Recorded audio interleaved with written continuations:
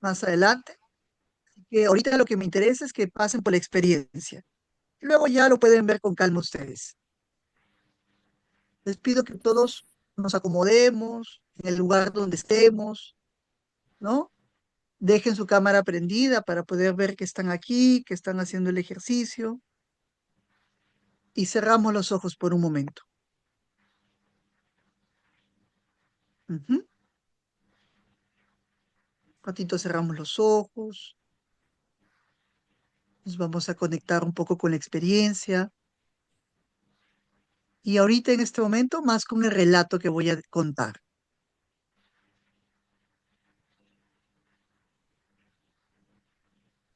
Vas a imaginar en este momento lo siguiente. Ujú. Imagina que en este momento no eres un monstruo y no vienes a hacer daño a nadie. Tú vienes porque algo importante necesita atención. Imagina tú que vives en un cuerpo que siempre está alerta. ¿Y que imagines eso? Que tú vives en un cuerpo que siempre está en alerta y que todo el tiempo estás atento a lo que podría salir mal, ¿sí? Imagina que eres un ser que todo el tiempo estás atento, estás pensando a lo que podría salir mal. No porque quieras, sino porque aprendiste que así te mantienes a salvo.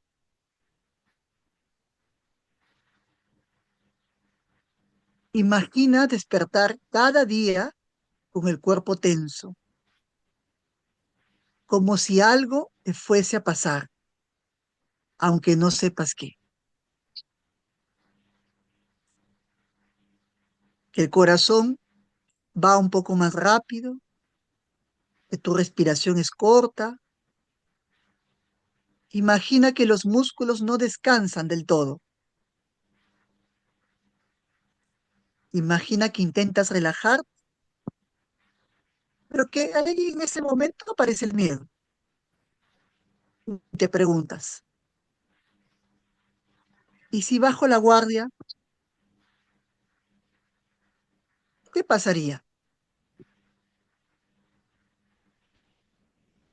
Imagina vivir en el futuro, anticipándote, calculando las cosas, imaginando una serie de escenarios.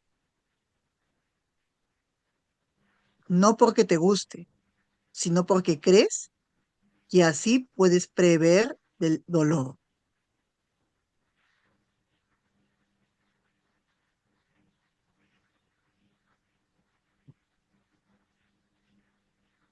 Ujú. Imagina que cuando intentas parar, alguien te dice, cálmate, no pienses, no es para tanto. Y tú te tensas más,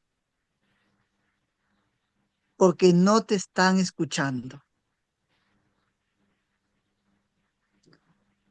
Imagina ser una parte del cuerpo que solo quiere seguridad, descanso y permiso para soltar.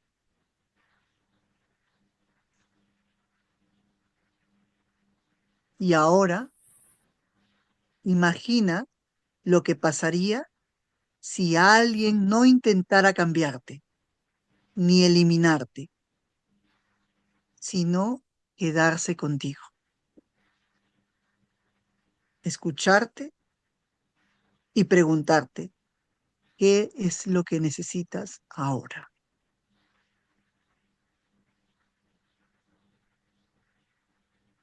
A ese amigo o esa amiga que tanto rechazamos, se llama ansiedad.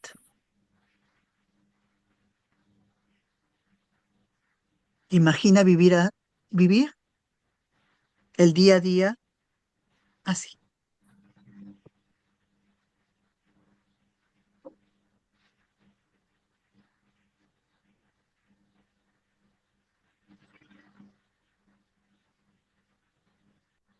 Ujú.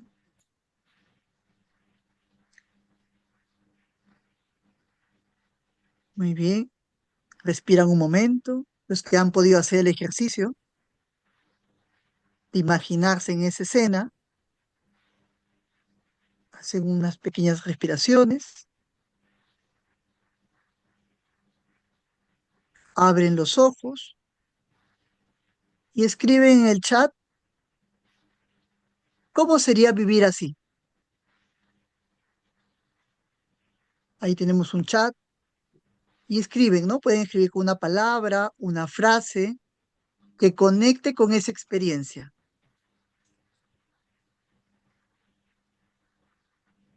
Ujú. Muy bien, gracias Daniela por tu aporte. Es pesado, es inquietante, ¿no? Dice Daniela. ¿Qué más? ¿Qué registran cuando escucharon el relato? Intranquilo. Gracias Magnolia. Magnolia dice que intranquilidad. Daniela dice que es pesado, es inquietante. Yadira dice tensión, preocupación. Jesús dice perturbado, perturbación. ¿Qué dice Luna? ¿Qué dice Catherine? También que los invitamos a que vayan prendiendo sus cámaras. ¿Qué les conecta a ustedes? Miren todo lo que van diciendo ustedes, ¿no? Una sensación de pesadez, intranquilidad, tensión, inquietud, perturbación, ¿no? Todo lo que ustedes van manifestando. La mayoría de cosas que ustedes dicen es muy curioso porque tiene que ver con algo que le pasa al cuerpo y es uno de los puntos más importantes en el trabajo de la ansiedad, que vamos a ver más adelante. Daniela dice miedo, también, un tema tan importante, el tema del miedo, una de las emociones esenciales para comprender lo que es la ansiedad, el miedo. Ujú. Genial. Todo esto, lo que están diciendo, es parte de lo que vamos a ir conociendo, lo que es la ansiedad. Gracias por su participación de ustedes también, porque es importante esto, es importante que ustedes participen. Me van diciendo si logran ver eh, lo que está aquí también. Parece que, un ratito, vamos a ver. Creo que hay algunas personas también que quieren ingresar. Ujú. Ok. Ahora imagino que sí se puede ver, ¿no? A ver. Juan José, Hola, Mari. Mari, ¿quién Yarlín, es la que? Yarlín. Yarlín. Sí, Yarlín. sí, cuando empezaste a direccionarnos en el imaginario, no sé, o no entendí bien, tú empezaste con una frase que decía, imagina que no eres un monstruo y que no viniste a hacer daño a nadie. Y Ajá, luego fuiste con el lado contrario, que es vivir en ansiedad, etcétera. No le encontré una concatenación, por favor, explícame a qué se refería esa primera frase. Porque ajá, igual me llamó la atención al final cuando como que vuelves a conectar con el inicio, cuando dices, imagina que una parte de ti quiere seguridad y soltar y algo así dijiste. Entonces, mi pregunta es, en ese direccionar de la imaginaria, ¿qué significa esa primera frase o qué relación tiene con lo siguiente, que es la ansiedad? ajá. Has dicho un tema muy importante para el trabajo de la recuperación. Muchas veces a la ansiedad lo vemos como el monstruo, lo vemos como la parte Ah, terrorífica, la ya, parte mala en ya, nosotros. Lo que invita esta, eh, este relato Es que dejemos de psicopatologizar a la ansiedad. Dejemos de Ya, verla como algo negativo, como ok, dejemos de verla como un monstruo, ok, como la parte mala de nosotros.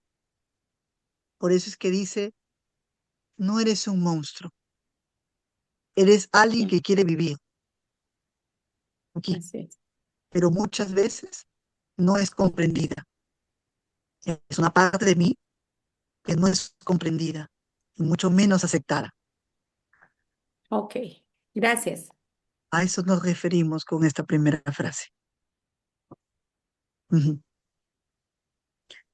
Y bueno, vamos a ver, vamos a seguir viendo. Ahora vamos a darle un poquito a la parte formal, vamos a darle un poco de formalidad,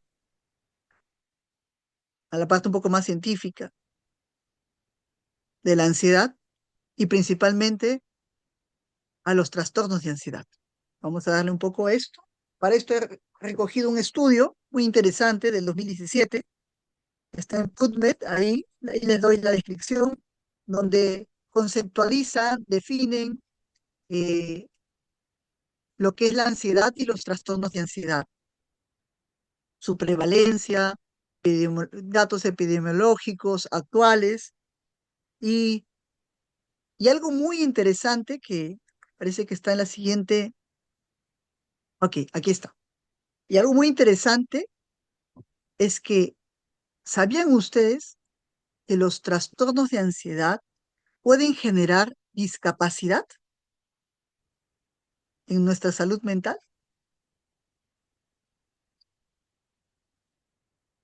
Los trastornos de ansiedad son, son una de las principales causas de discapacidad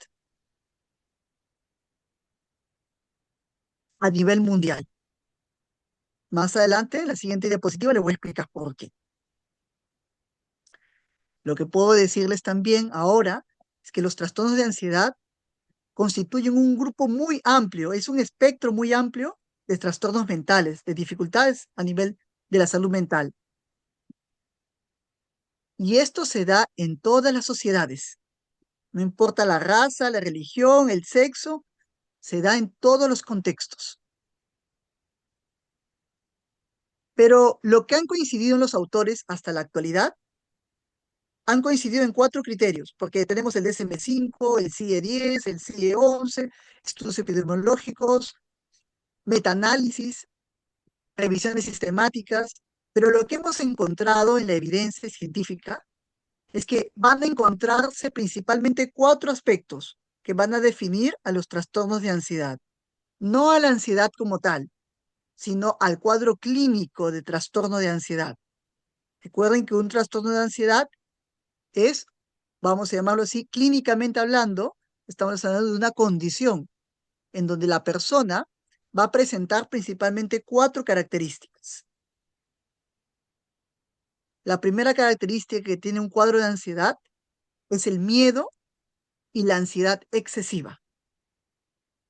Esa es una de las características principales. ¿Qué quiere decir? Que la persona va a tener una respuesta emocional desproporcionada al peligro real. Es decir, hay un peligro obvio, real, que se está dando en este momento, una amenaza real, pero la respuesta emocional va a ser desproporcionada, desigual, desbordante al evento o al peligro real de ese momento. Ese es el primer criterio, ¿sí? Y va a tener una base en la emoción del miedo.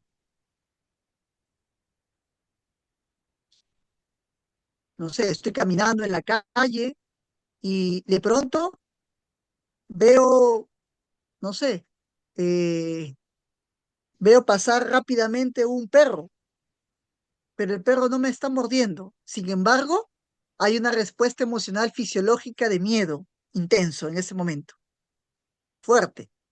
Mi corazón late muy fuerte, siento una sensación de ahogo, pero no hay un peligro desbordante por la experiencia del perro. No es que el perro me esté mordiendo. Entonces, esta desproporcionalidad es una de las características que define de una ansiedad a un trastorno de ansiedad. El segundo criterio que han encontrado son las conductas de evitación. Ya a nivel conductual, las personas evitan situaciones, lugares o estímulos que perciben como amenazantes. Entonces, el comportamiento va a ser evitativo. Ujú. Es decir, no va a querer exponerse a situaciones que la persona percibe como amenazantes. Por otro lado, el tercer criterio son las alteraciones conductuales asociadas. ¿Esto qué quiere decir? Van a haber cambios en el comportamiento que van a interferir con la vida diaria. ¿Qué tipo de cambios? No sé, me levanto en las mañanas y mi corazón está latiendo muy fuerte. No puedo tragar bien la saliva. Siento como una sensación de atoro en mi garganta. Ajá. Y eso no me permite, no sé, tomar desayuno tranquilamente. Me doy cuenta que voy cambiando de rutas. Ya no voy por la misma ruta porque me da miedo.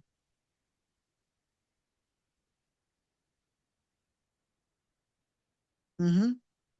Y el último criterio es el deterioro del funcionamiento o deterioro funcional clínicamente significativo.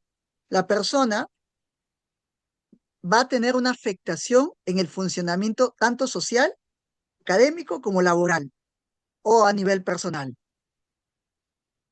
No sé, hay una pérdida de relaciones sociales, la persona quiere aislarse, bajan su rendimiento académico o a nivel laboral, el desempeño laboral también disminuye. Las relaciones sociales, las relaciones afectivas, ¿no? Yo, por ejemplo, estoy acompañando a una pareja que presenta dificultades, uno de sus miembros presenta una ansiedad y que está afectando significativamente la calidad de la relación. Entonces, cuando ustedes se encuentren con un caso clínico en donde hay un miedo y ansiedad excesiva, existen conductas de evitación, aparecen alteraciones conductuales asociadas y hay un deterioro clínicamente significativo de la capacidad funcional, tanto a nivel social o académico o laboral, estamos hablando de un cuadro de ansiedad. ¿Sí? Este es el consenso que han encontrado, ¿no? Dentro de todas las características de los cuadros clínicos de ansiedad. ¿Sí? ¿Hay alguna pregunta de esta parte teórica?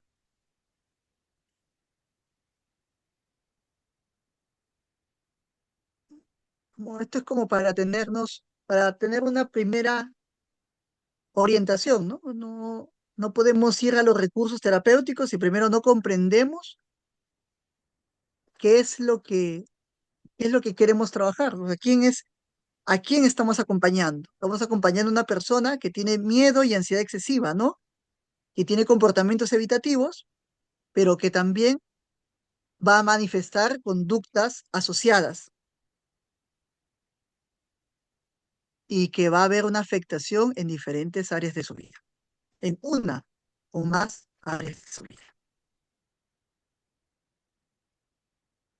Y aquí les dije por qué se está considerando a la ansiedad como una discapacidad. Fíjense. Muy bien. Miren lo que han encontrado.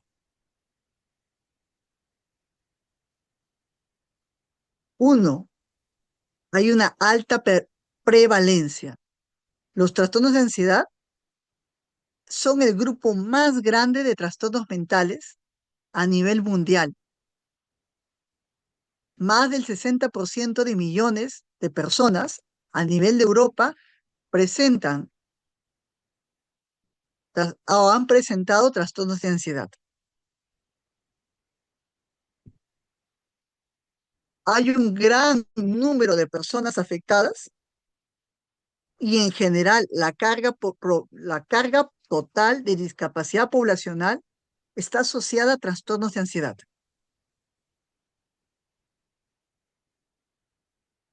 Otro aspecto que hay que tener en cuenta es que es su inicio temprano. Se ha encontrado que la mayoría o la edad media de inicio se da en la infancia y en la adolescencia. Es decir, la mayoría de los casos de personas que tienen o presentan trastornos de ansiedad se dan desde la infancia. ¿Qué quiere decir? Que muchos años de vida están viviendo con trastornos de ansiedad. Afecta gran parte de su ciclo vital. También otro aspecto es que tienen un curso crónico.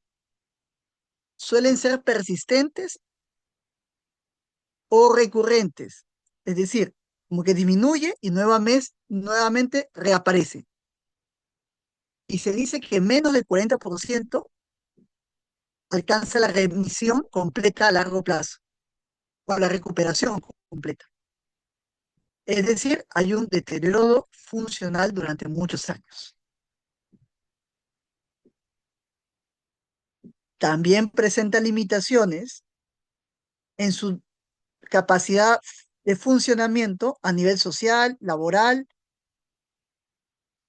llegando hasta casos como la ansiedad generalizada, como hasta la incapacidad de poder hasta salir de casa, ¿no? Como la agorafobia. Entonces hay una reducción marcada del funcionamiento diario y de la capacidad de autonomía. Me acuerdo que un paciente que atendía no podía salir a la calle a comprar, a la tienda, y hacía todo un tema para poder ser autosuficiente. Entonces había una limitada capacidad de autonomía. Más del 50% de personas con ansiedad presentan un trastorno de ansiedad y muchos de ellos tienen comorbilidades con la depresión, es decir, están asociadas también a la depresión.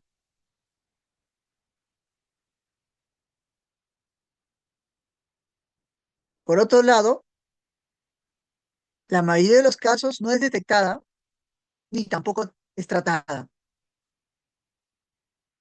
Se cronifica con el tiempo por la falta de atención y tiene un impacto económico y social también.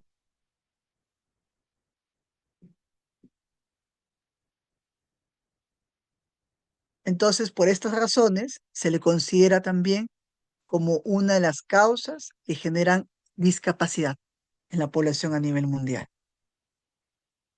¿Sí?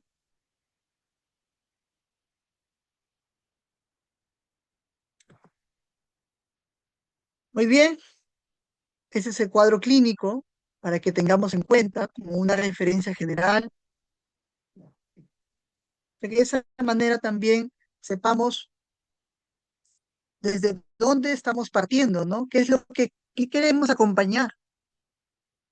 ¿Qué queremos trabajar como psicólogos, como terapeutas? ¿Desde dónde ser sensibles? ¿No? A veces pasa, ¿no? Ah, ella tiene ansiedad, ¿no? No sé si ustedes, pero a veces en los centros comunitarios, en los centros de salud, todo esto lo ven ansiedad. O sea, utilizan el término de manera muy ligera, en automático. Ah, yo soy una persona ansiosa. Hay que psicoeducar, ¿no? No es como para ponerle una etiqueta, así por así. Hasta aquí, ¿tienen alguna consulta, alguna pregunta? Antes de pasar a la segunda etapa, que es la intervención.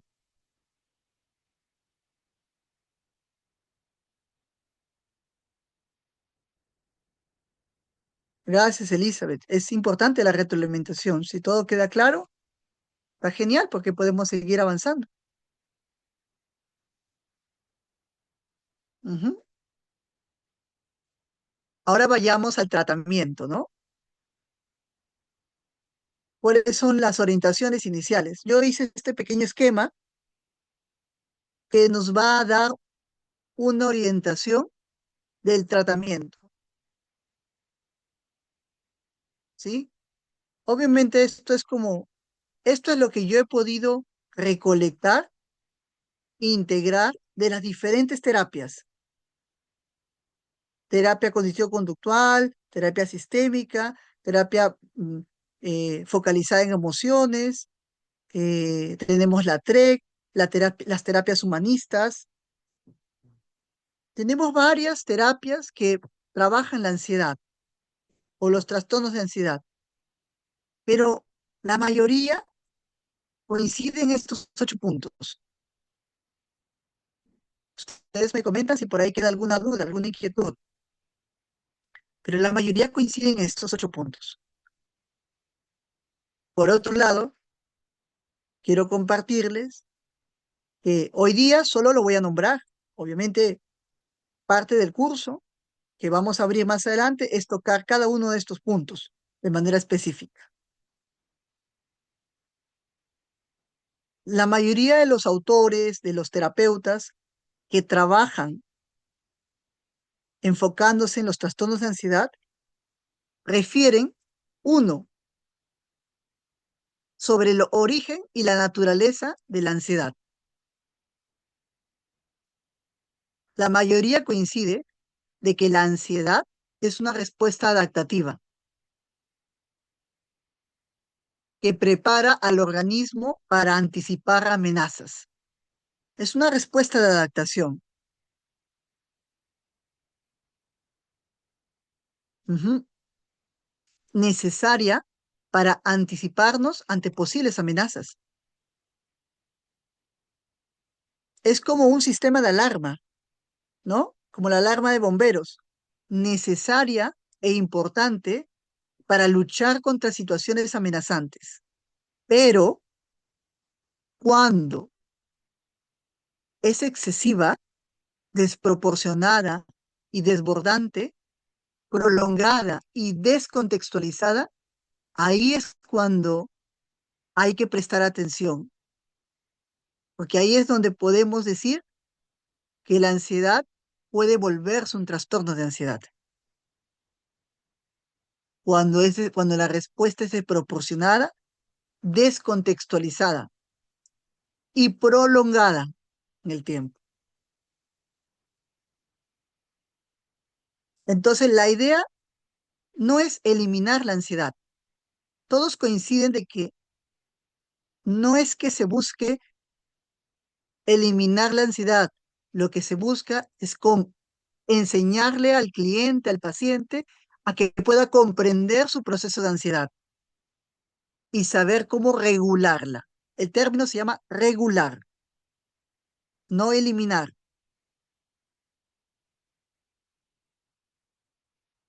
¿sí? Eso es algo que hay que tener en cuenta, ¿no? No, vamos a hacer una terapia para que la persona elimine su ansiedad. No, eso es falso. La ansiedad no se puede ir. Es tan necesaria como las otras emociones, tan necesaria e imprescindible para nuestro organismo. Pero hay que ayudarle a regular la intensidad. Dos, el segundo aspecto es el mecanismo del mantenimiento. ¿Qué es lo que mantiene qué es lo que hace que la ansiedad se mantenga? Los comportamientos de evitación, que la persona evite experimentar situaciones, evite experimentar emociones, evite registrar sensaciones. La persona que vive con un trastorno de ansiedad va a hacer todo lo posible para evitar situaciones, emociones, sensaciones y que aparentemente le va a dar calma a corto plazo. Es como un calmante inmediato. Me salgo de la situación ansiógena me genera una sensación de tranquilidad momentánea a corto plazo, pero se va a mantener a largo plazo. Y es más, se va a intensificar a largo plazo. Entonces, el terapeuta, con todas sus herramientas que tiene y su acompañamiento, va a buscar que la persona con ansiedad tenga un acercamiento gradual, respetuoso y progresivo hacia las situaciones que le generan, a las situaciones que evita conectar, contactar,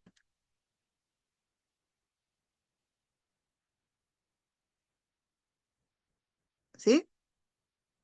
Por eso es que el terapeuta busca un acercamiento gradual y progresivo hacia aquellas conductas que tanto evita. Muy bien. El siguiente paso es que coinciden todas las terapias, es en el proceso del cambio. La mejora se da solo cuando la persona vive nuevas experiencias emocionales reparadoras. No es suficiente que la persona sepa qué es lo que le pasa. Ah, ya voy a leerme 100 libros para poder trabajar mi ansiedad y regularla. Ah, ya, voy a hablar con ChatGPT para que me enseñe cómo calmar mi ansiedad. Voy a leer una serie de historias para calmar mi ansiedad.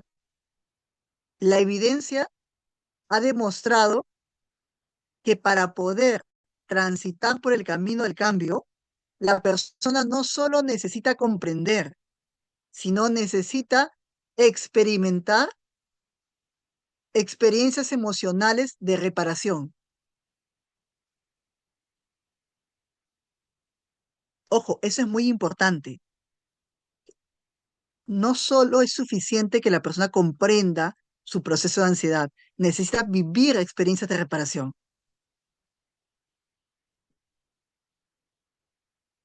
¿Me dejo entender con esto? O sea, no es solo un tema intelectual, no es solo un tema de comprensión intelectual. Ah, ya, voy a manejar mis pensamientos distorsionados y voy a cambiarlos por pensamientos agradables. Voy a dejar de pensar. No, no, la evidencia dice de que el acompañamiento terapéutico tiene que estar enfocado a reparar experiencias emocionales dolorosas o difíciles. Eso es lo que diferenciaría la terapia de una autoayuda, vamos a llamarlo así. Son dos caminos diferentes. ¿Hasta aquí me dejo de entender? ¿Está claro lo que voy diciendo? Mari, cuéntame. Sí, ah, nos ha tocado a los psicólogos seguramente personas con este tipo de problemática, en donde pues dependiendo del nivel podemos ver en qué situación se encuentra.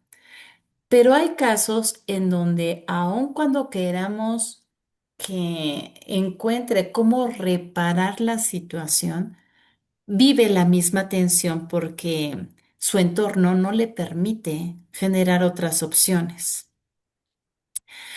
¿Cómo hacer o qué poderle ofrecer cuando tiene que aceptar que ese es su entorno y que el entorno no va a cambiar y que la única posibilidad que tiene es el hacer el cambio ante esas situaciones complicadas y difíciles porque puede ser laboral, puede ser familiar o incluso puede ser una situación de enfermedad y Ujú, que no se puede cambiar? Yo tengo el caso, por ejemplo, de una persona que sus papás, su mamá ha estado enferma por muchos años, hay una enfermedad crónica, ¿no? Y a pesar de que cambian cuidadores, finalmente esa atención, por más que se quiera modificar, apartarse, pues tiene que aprender a vivir con esa situación, como tú lo decías, ¿no? Pero ¿qué mm, hacer en un momento dado? ¿Qué más podemos ofrecer? Esa sería mi pregunta para ti, Juan. Gracias. mm. Claro que sí, ahí hay varios caminos. que se tendrían que tomar en cuenta. Y tiene que ver mucho con lo que todavía falta trabajar, pero voy a ligeramente adelantar. Cuando se trabaja netamente el tema de ansiedad, imaginemos por un familiar que está pasando por una experiencia por una enfermedad crónica, antes de que la persona pueda aceptar la condición en la cual está viviendo, el entorno más favorable para la persona tiene que ser la terapia en primer lugar. La terapia tiene que ser el primer espacio de seguridad, el primer espacio de conservación, en donde la persona se sienta que ahí puede tener un lugar seguro, un lugar Ujú. donde eh, no tiene que sobrevivir, Ok. no tiene que estar en constante tensión, en primer lugar. Entonces, el primer espacio, el lugar en donde necesita hacerlo es en la terapia. Cuando encuentra que la terapia es un espacio de conexión, de seguridad y de acompañamiento y se siente libre, porque si no hay conexión, entonces no hay la oportunidad de que la persona pueda realmente, como se dice, desnudarse emocionalmente para decir Ujú. cuál es el verdadero miedo que tiene.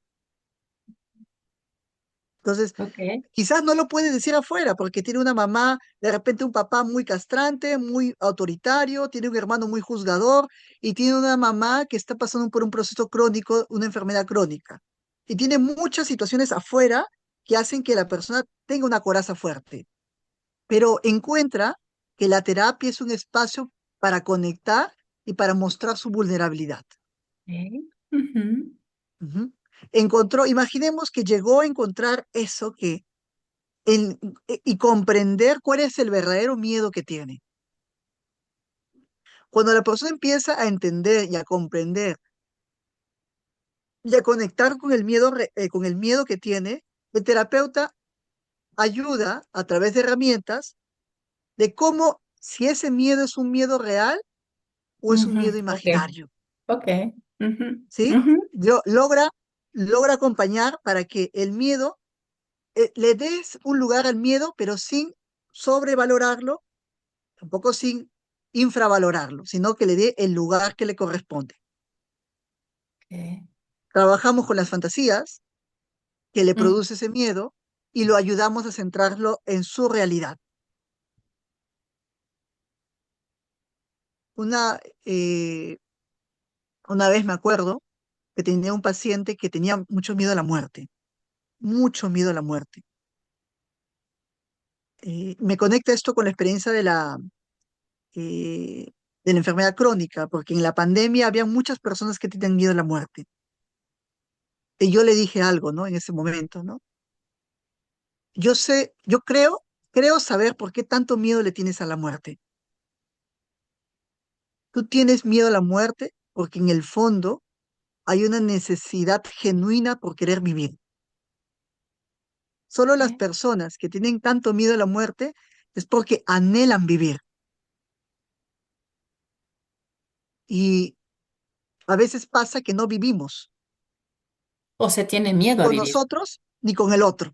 Ujú. Y Ujú. estamos más conectados con esta parte Ya. que anhelamos, pero no hacemos. Ujú. Entonces, me acuerdo que ese día empezó a darse cuenta, no, sí, yo quiero vivir. Estoy desgastándome mucho tiempo en solo quedarme en el miedo a morir, que estoy dejando de vivir, que es lo que realmente quiero, que es mi verdadero propósito. Así que otro de los aspectos importantes es ayudarlo a conectar con propósitos y valores reales que la persona tiene, Claro. ¿sí? Y así Igual pueden si, haber muchas cosas, muchas situaciones que pueden darse en este camino de trabajar la ansiedad. igual si fuera el que quisiera suicidarse. Finalmente Así no es es, querer suicidarse, sino es quitar el dolor que está teniendo y por eso quiere acabar. Ok, muy bien. así Muchas es, gracias, Juan. así es. Muy bien.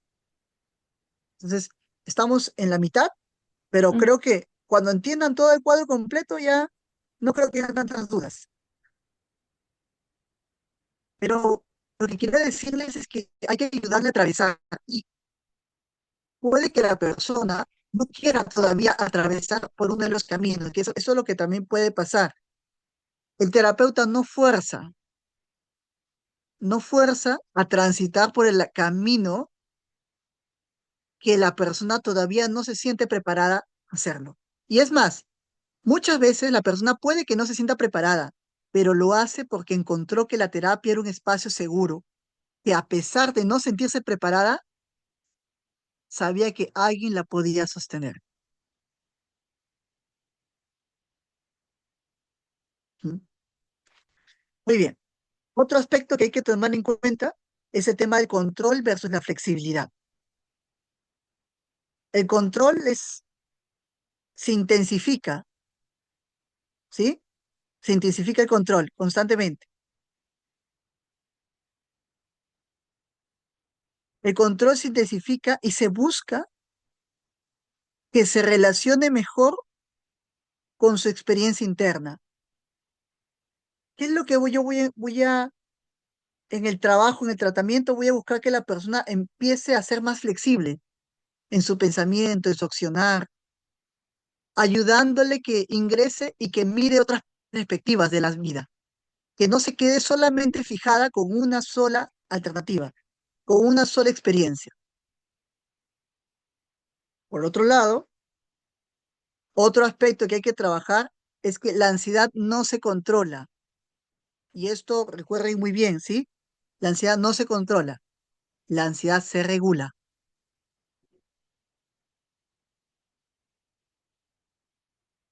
La ansiedad implica, lo que quiero decirles es que la ansiedad va a implicar esta dificultad para identificar, para tolerar y para regular estados emocionales. Entonces, el terapeuta va a acompañar a que la persona identifique, aprenda a tolerar y a regular sus estados emocionales intensos. Y por otro lado, el aspecto esencial del trabajo de la ansiedad es la relación terapéutica y los vínculos significativos que pueda tener la persona. Y ahí también vamos a la respuesta de Mari, ¿no? O la pregunta de Mari.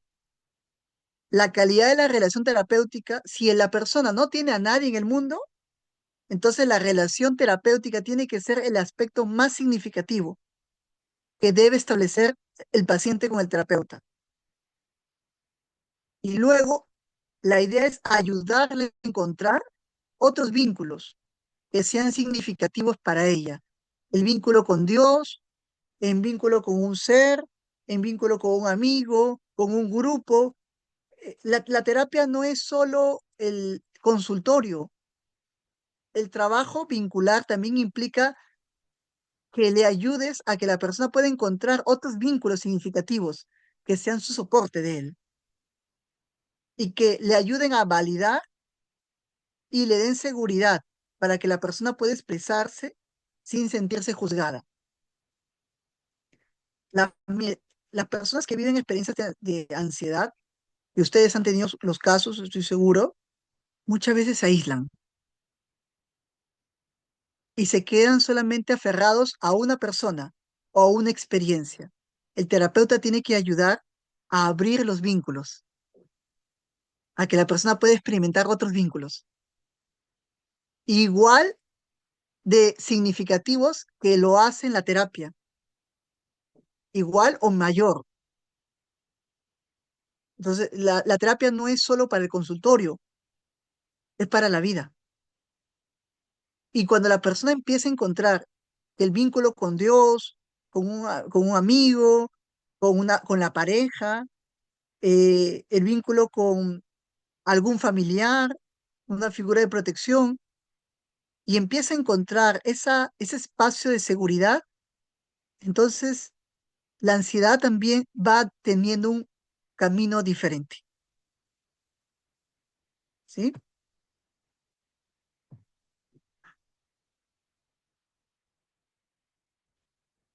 Otro aspecto importante es la dimensión corporal. A veces se dice, no, hay que trabajar los pensamientos, no, hay que trabajar mucho la motivación, pero ¿de dónde vienen los procesos de ansiedad?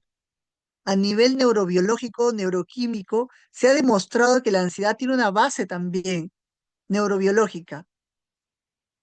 El cuerpo regula la mente, es lo que quiero decirles. La ansiedad se expresa en el cuerpo por medio de tensión, la respiración alterada, hay una activación autonómica. Entonces, sin control, una respiración desbordante. Hay que trabajar el cuerpo. La terapia, por eso es que también nosotros, como terapeutas, necesitamos conocer la estructura del cuerpo, la neurobiología, la parte somática. Son elementos importantes si quieren trabajar con la ansiedad. Y por último, es la tolerancia y la incertidumbre. Otro de los adjetivos importantes en la terapia es que la persona aprenda a aceptar cierto grado de incertidumbre frente a la vida. La persona con un trastorno de ansiedad muchas veces es intolerante a no saber qué va a pasar después. Vive siempre buscando la manera de querer controlar lo que va a pasar después. Pero la vida es un misterio y muchas cosas no vamos a saber. Muchas cosas no vamos a saber. Es más, muchas cosas no sabemos y no hay manera de poder saberlo. Aprender a aceptar la intolerancia o aprender a tolerar la incertidumbre es uno de los objetivos importantes del trabajo de la ansiedad. Y eso créeme que va a ayudar a disminuir el malestar en la persona que vive constantemente tensión. Va a liberar una carga muy fuerte cuando la persona acepta un cierto grado de incertidumbre. ¿Por qué digo que acepte un cierto grado? No puede ser todo incertidumbre, pues, o sea, imagínense, sería lógico. Si yo busco que la persona sea 100%, que 100% vea la vida incierta, entonces va a estar llena de ambigüedades, ¿no? Por eso es que yo digo que es un cierto grado de incertidumbre, no todo. Se darían los pensamientos catastróficos, ¿no? Viéndolo desde el cognitivo conductual. Sí, sí, sí, sí. Claro, los pensamientos catastróficos son la estrategia Mm. para poder mantener cierto grado de certeza. No, Ujú. no cierto grado de certeza, no. Falsa certeza.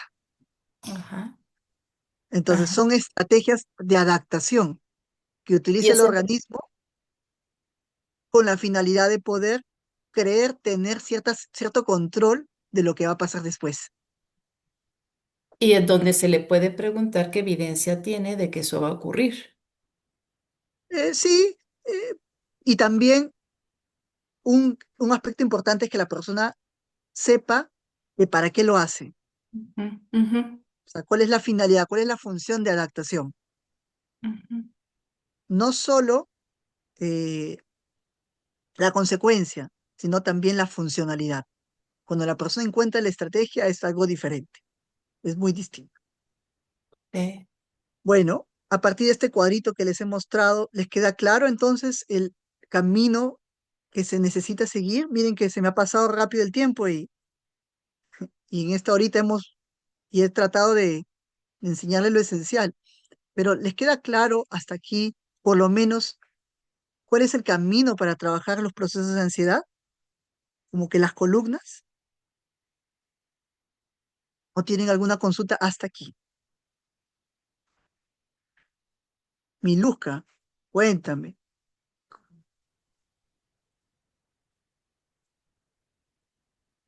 ¿Aló? ¿Miluska?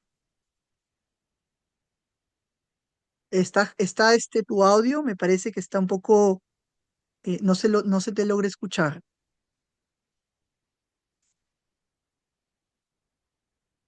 O escríbeme de todas maneras por el chat mientras que les voy enseñando aquí algunos ejercicios que pueden ir como para que vayan teniendo, por lo menos les voy a explicar, para que ustedes lo tengan como referencial.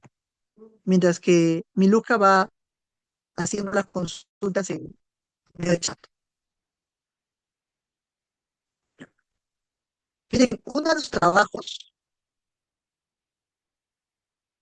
Eh, Uno de los trabajos que se realizan, o yo por lo menos realizo en el acompañamiento de la ansiedad, es que la persona pueda comprender cómo es su proceso de ansiedad. Hay muchas terapias que invitan a que el terapeuta sea quien le diga qué es la ansiedad, cómo funciona, cómo se da. Y no digo que no esté mal, está bien, es un camino, pero yo lo que hago es algo un poquito distinto. Lo que yo busco es que la persona se dé cuenta de su propio ciclo de ansiedad. A través de una serie de preguntas, voy a fomentar a que la persona se dé cuenta de cuál es el ciclo ansiógeno que está viviendo. Desde el hecho que identifique las sensaciones que hay en su cuerpo, que pueda tomar conciencia de esas sensaciones que le generan malestar, de que pueda evidenciar cómo se intensifican esas sensaciones, qué acciones realiza para incrementar la ansiedad, como la evitación, el escape, el control excesivo, etcétera, cómo se interrumpe el contacto, la conexión con el otro y con él mismo, cómo acaba agotado, insatisfecho, después de haber vivido un proceso ansiógeno, y qué es lo que le cuesta hacer o qué es lo que le cuesta soltar para permitirse realmente descansar y conectar. Entonces yo lo que busco es que la persona se dé cuenta de cómo es su proceso de ansiedad.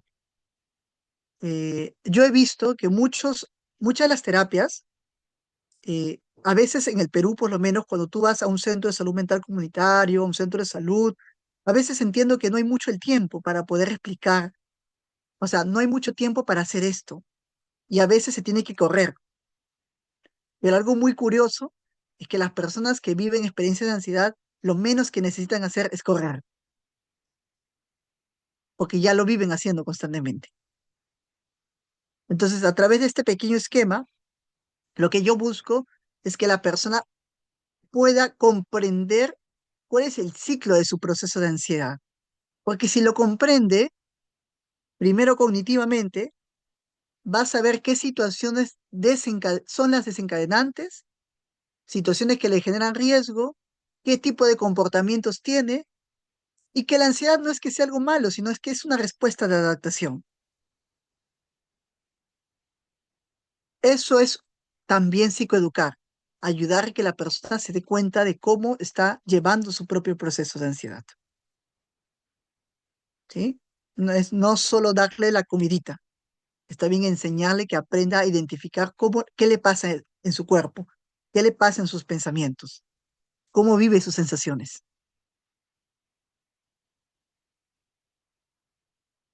¿Sí? A ver, vamos a ver. Otro aspecto, ¿no?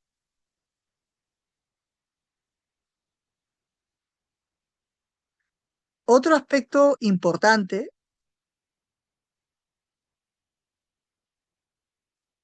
es la respiración.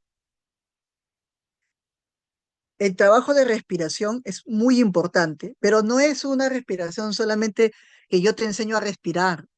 No vayan a pensar ustedes que el trabajo de la respiración es eso, ¿no? Enséñale a cómo respirar. No, la respiración se puede usar de múltiples maneras, pero una de las que yo recomiendo es que enseñarle a que aprenda y que se le acompañe a cómo trabajar con la respiración espontánea. ¿Saben por qué? Como les dije al inicio, uno de los rasgos muy persistentes de las personas con ansiedad es el control, es el querer controlar las cosas, el querer tener el control de todo. Y si tú le enseñas a respirar de forma a que sea consciente de su respiración espontánea, que sea la misma persona que se autorregule sin imponer ritmo, ni profundidad, ni control. O sea, lo que se busca es que la persona aprenda a respirar bien. No, no se trata de que respire bien, mejor dicho. Lo que se busca es que deje de respirar de manera controlada. Es decir, deje de intervenir sobre su propia respiración. Que simplemente aprenda a fluir, que no haga nada. Que no hacer nada implica no intervenir, dejarse fluir, dejar que la respiración tome el lugar que le corresponde, sin intervenir. Eso es una respiración espontánea. Las terapias de aceptación y compromiso, las terapias humanistas, trabajan mucho esto. El A ver, segundo quiero entender esto, importante, perdón, Juan. Cuando tú hablas de la respiración en donde no se intervenga, ¿te estás refiriendo a esta respiración en donde empieza a ser una respiración normal, pausada? Porque cuando está no, la ansiedad, empiezan a respirar con mayor ujú, fuerza, más rápido. ujú, Entonces, quiero entender a qué te refieres con una respiración sin intervención, porque eso no me queda claro. claro, Gracias. claro que sí. Cuando yo me refiero a una respiración espontánea, estoy hablando no tanto que sea ni pausada ni rápida. Todos, ¿por qué? Porque nosotros enseñamos a respirar, pero si nosotros enseñamos a respirar, si ustedes se dan cuenta, la persona con ansiedad, si tú le dices, quiero que respires y que cuentes hasta 5, y quiero que, entonces la persona va a entrar en una situación de estrés, ¿por qué? Porque va a intentar controlar su propia respiración, y el control es lo que ya tiene de por sí. Control ya tiene demasiado. La persona tiene miedo a lo que no puede controlar. La respiración espontánea ayuda a que la persona tome conciencia de que la respiración de per se es algo que no se puede controlar, es algo que se necesita dejar fluir. A eso me refiero yo con la respiración espontánea, es enseñarle un camino para que la persona aprenda a darse cuenta cómo es su respiración, pero sin influencia externa. Es que sigo sin Simplemente, entender, perdón, pero cuando la sí, persona está en ansiedad, lo primero que se afecta es su nivel de respiración, en donde se puede hiperventilar. ujú, Entonces, yo sigo, la verdad, sin poder comprenderte exactamente. Está la persona en ansiedad, ya está hiperventilando. ujú, ujú. O sea, ¿cómo le hace para regresar a esa respiración? O sigo sin entender esa parte de la respiración espontánea. ¿Cómo lo Claro, hacemos? claro. Lo que pasa es que tenemos tanto el paradigma conductual que quizás es un poco más complicado entenderlo. Acá lo voy a explicar con este ejemplo. Mira, ahí está. Con este ejemplito quizás lo vas a entender mejor. Lo que pasa es que aquí tendríamos que meternos a lo que es el concepto de pendulación, estática, pero vamos a hacerlo brevemente. Lo que buscamos en la respiración espontánea, que no es el único camino, obviamente si hay una situación desbordante, intensamente desbordante, no vamos a trabajar la respiración espontánea en ese momento. Todavía la persona no está preparada para una respiración espontánea. Ahí va a ser una respiración dirigida. ¿Ya? Eso es algo como para que también tengamos en cuenta esto, ¿sí? Cuando la persona se está hiperventilando, hay mucha hiperactividad, eh, mucho descontrol, el rol del terapeuta va a ser un rol activo, dirigido. O sea, el terapeuta tiene que dirigir de todas maneras, hasta que encuentre nuevamente su centro. Pero cuando ya la persona aprende a llegar a regular la ansiedad, a regular con la dirección del terapeuta, recién podemos enseñarle a hacer una respiración espontánea. ¿Y en qué consiste? En que la persona pueda observar su propia respiración, que note cómo entra el aire y que se dé cuenta en dónde se queda, en qué etapa de su cuerpo se queda el aire dorado. Ayudarle a que pueda contemplar su respiración sin intervenir. Eso se llama contemplar su propia respiración. Que no cambie nada, que no fuerce su respiración. Simplemente que la deje fluir. Que si, Digamos que apare esta, que si aparece una incomodidad en su respiración, que la deje, que la observe. Y luego, si es la incomodidad mucha, que vaya una parte de su cuerpo que le genere cierta neutralidad y luego que regrese a observar esto que le incomoda. digamos que esta respiración espontánea sería idóneo explicarla y practicarla en momentos en donde no está la ansiedad, para que él la Prueba, determine, sí. la aprenda y en el momento de la ansiedad él la pueda utilizar. Ya, lo que pasa es que siempre va a haber ansiedad. La ansiedad no hay momentos donde no hay ansiedad. En todo caso, podrías decir donde la ansiedad está regulada. Ok, regulada. Ok, En momentos donde la ansiedad está regulada, va. Ujú, podemos acompañar ok, a que la persona pueda aprender una respiración espontánea. ya, ya. Ok, ok. ¿Sí? Bien, gracias. Muy Ya bien. entendí. Ajá. Que ese sería un camino,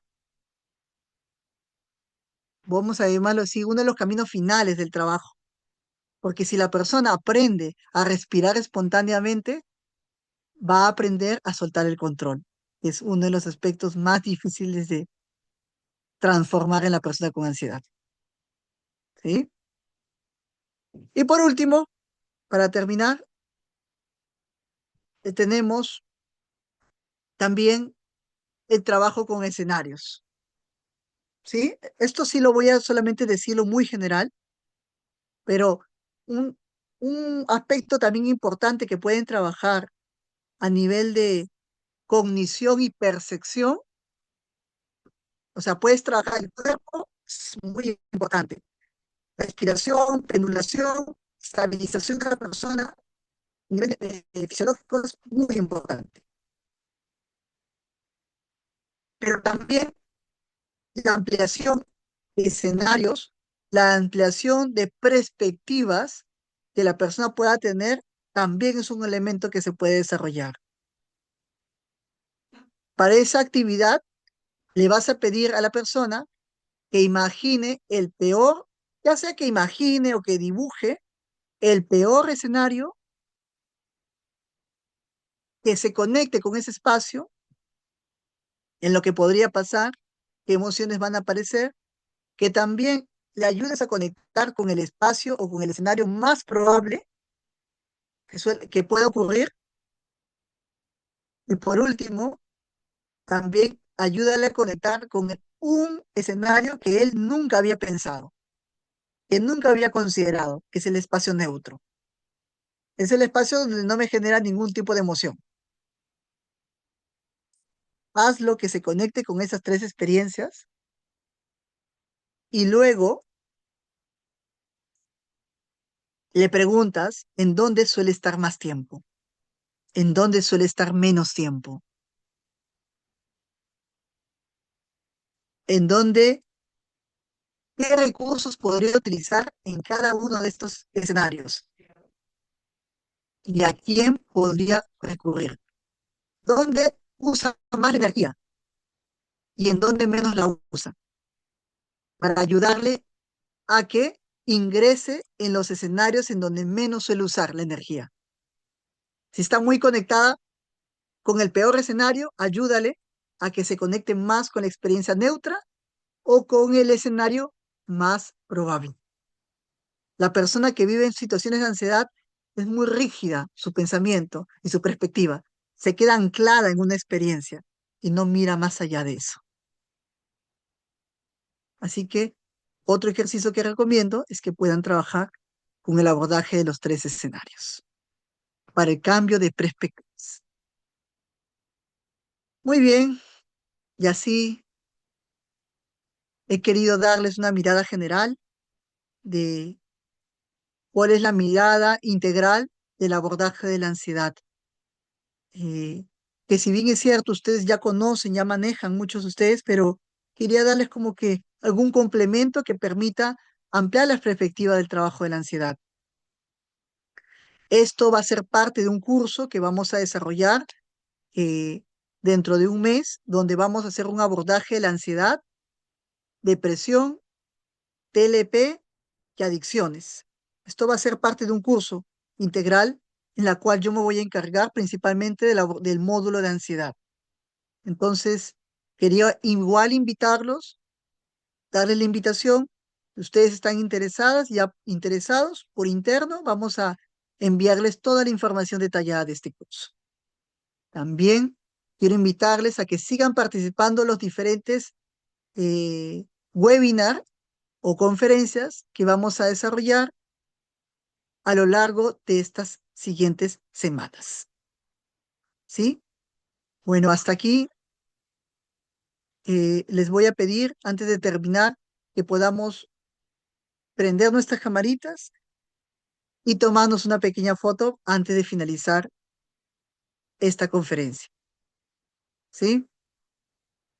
Agradezco mucho a todas las personas que han venido. Sé que nos hemos pasado un poquito del tiempo, pero queríamos que se dé ese espacio también de comprensión en cuanto al tema de la ansiedad. Claro, También les voy a pedir, por favor, que puedan escribir por el chat qué se llevan de la experiencia, ¿no? ¿Qué les pareció? ¿Qué se llevan de la experiencia breve pero significativa para ustedes también de este espacio que hemos tenido el día de hoy? ¿Sí? Y antes de terminar, una pequeña fotito con el grupo para poder calmar mi ansiedad, como se dice, para gracias. regular nuestra ansiedad.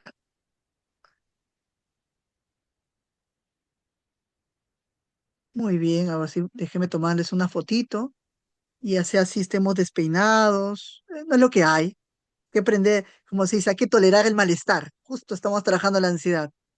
Entonces, también vamos a aprender a tolerar nuestro malestar. Un abrazo para cada una y para cada uno de ustedes. Nos estamos Gracias. viendo pronto en otro taller, en otro encuentro. Ok, muchas gracias. Hasta luego. Muchas Gracias. gracias, Juan y Gracias. todos. Buenas noches. Buenas Buenas Hasta noches, que noches estén luego. también. bien. Bye. Cuídense mucho. Gracias, buenas noches.